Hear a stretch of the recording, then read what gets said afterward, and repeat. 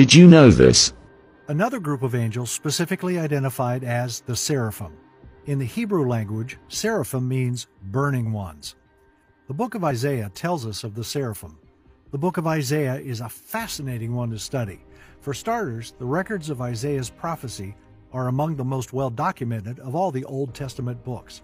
The Dead Sea Scrolls were discovered in 1948 and featured a copy of the book dated from 100 BC, which was over 1,000 years older than the next oldest copy, which dated from 900 AD.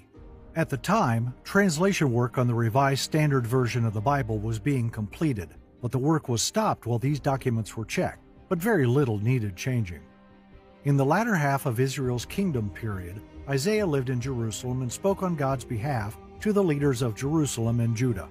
He expressed first of all a message of God's judgment.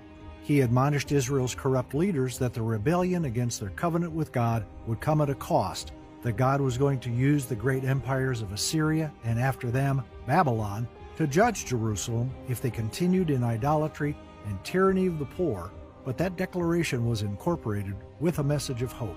Isaiah's grand vision of God sitting on his throne in the temple, surrounded by heavenly creatures shouting, "God is holy, holy, holy," and Isaiah suddenly sees how corrupt he and his people Israel are, and he thinks he'll be destroyed by God's holiness, but he isn't.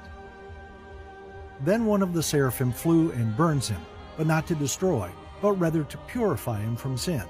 And as Isaiah mulls over this peculiar experience, God assigns him a tough task. He is to keep preaching the coming judgment.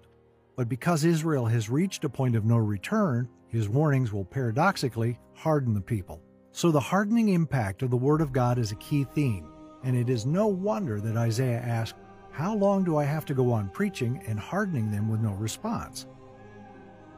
Isaiah had one of the toughest assignments of all the prophets, but of course, if he hadn't gone through with it, we wouldn't have this amazing book. And he didn't know that centuries ahead, this book would be an inspiration. But in his lifetime, he was a failure. Nobody listened. They just got harder and harder for 40 years. In the year the king Uzziah died, I saw the Lord high and exalted, seated on a throne, and the train of his robe filled the temple. Above him were seraphim, each with 6 wings. With 2 wings they covered their faces, with 2 they covered their feet, and with 2 they were flying.